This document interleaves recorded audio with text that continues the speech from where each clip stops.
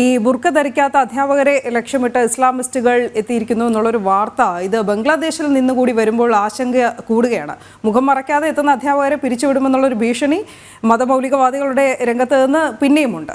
മാത്രമല്ല, ഇപ്പോൾ ഇവിടെ നടന്ന കലാപം, അക്രമം എന്തിനു വേണ്ടിയായിരുന്നു, ആരായിരുന്നു ഇതിന് പിന്നിലെന്ന് മറ നീക്കി ഇപ്പോൾ പുറത്തു വരുന്ന കാഴ്ചയും കൂടിയല്ലേ ഗൗതം കാണുന്നത്.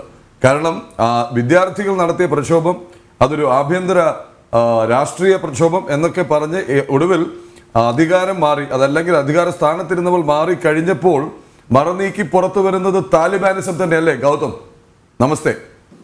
പ്രദീപിള്ള, അങ്ങനെ തന്നെ വേണം വിശേഷിപ്പിക്കാൻ. ഇപ്പോൾ താലിബാനിൽ നമ്മൾ 2021 മുതൽ കണ്ടുവരുന്ന സംഭവ വികാസങ്ങളാണ് മറ്റൊരു ഇസ്ലാമിക് റിപ്പബ്ലിക്കായ ബംഗ്ലാദേശിലും ഇപ്പോൾ സംഭവിച്ചുകൊണ്ടിരിക്കുന്നത്.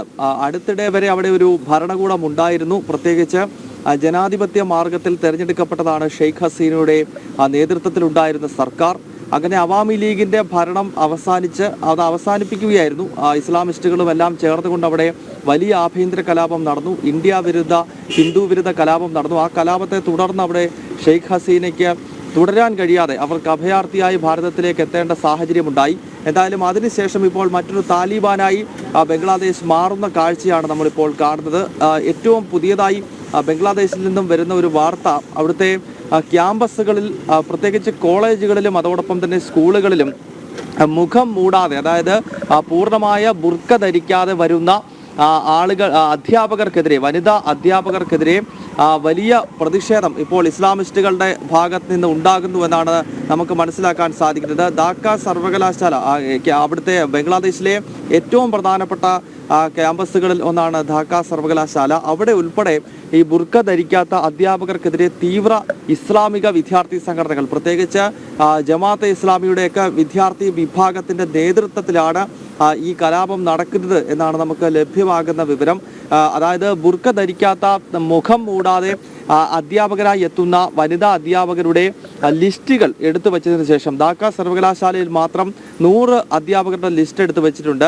ആന്റി ഹിജാബ് അധ്യാപകർ എന്നാണ് ഇവരെ വിശേഷിപ്പിക്കുന്നത്. അതായത് ഇവർ മുഖം മൂടാതെ സാധാരണയായി സ്ത്രീകൾ എത്തുന്നത് പോലെയുള്ള വസ്ത്രം ധരിച്ചുകൊണ്ടാണ് വരുന്നത്. അങ്ങനെയുള്ള അധ്യാപകരെ ഇപ്പോൾ ലക്ഷ്യമിട്ടുകൊണ്ട് ഇസ്ലാമിസ്റ്റുകൾ രംഗത്തെത്തിയിരിക്കുകയാണ്. ഇത് താലിബാൻ മോഡലാണ് എന്ന കാര്യത്തിൽ യാതൊരു സംശയവുമില്ല. കാരണം 2021 ഓഗസ്റ്റ് മാസം 14-ാം തീയതി അർദ്ധരാത്രിയിൽ ഇന്നത്തെ അഫ്ഗാനിസ്ഥാനിൽ കാബൂളിൽ ഭരണം പിടിക്കുന്ന ഘട്ടത്തിൽ താലിബാനും ഇത് തന്നെയാണ് ചെയ്തത്. നേരത്തെ 1996 മുതൽ 2000 വരെയുള്ള കാലയളവിൽ താലിബാൻ ഭരണം അഫ്ഗാനിസ്ഥാനിൽ നിലവിൽ വന്നപ്പോഴും അവിടെ സ്ത്രീകൾ മുഖം മൂടാതെ തെരുവിലിറങ്ങിക്കഴിഞ്ഞാൽ, റോഡിലിറങ്ങിക്കഴിഞ്ഞാൽ അവരെ കൊലപ്പെടുത്തുകയോ അല്ലെങ്കിൽ പീഡിപ്പിക്കുകയോ ഒക്കെ ചെയ്യുന്ന സാഹചര്യങ്ങൾ താലിബാൻ ഭരണകാലത്ത് നമ്മൾ കണ്ടതാണ്, ഇപ്പോൾ കാണുന്നതാണ്. മാത്രമല്ല, കാബൂളിലും സമാനമായ രീതിയിൽ അഫ്ഗാനിസ്ഥാന്റെ മറ്റു ഭാഗങ്ങളിലും സ്ത്രീകളും പുരുഷന്മാരും ഒരുമിച്ച് നടക്കുന്നതും, അതോടൊപ്പം തന്നെ പാർക്കുകളിൽ പെൺകുട്ടികൾ പോകുന്നതും, കലാകാരന്മാർക്ക് വിലക്കേർപ്പെടുത്തുന്നതും ഒക്കെ നമ്മൾ താലിബാനിൽ കണ്ടതാണ്. ഇപ്പോൾ ഓരോന്നായി അത്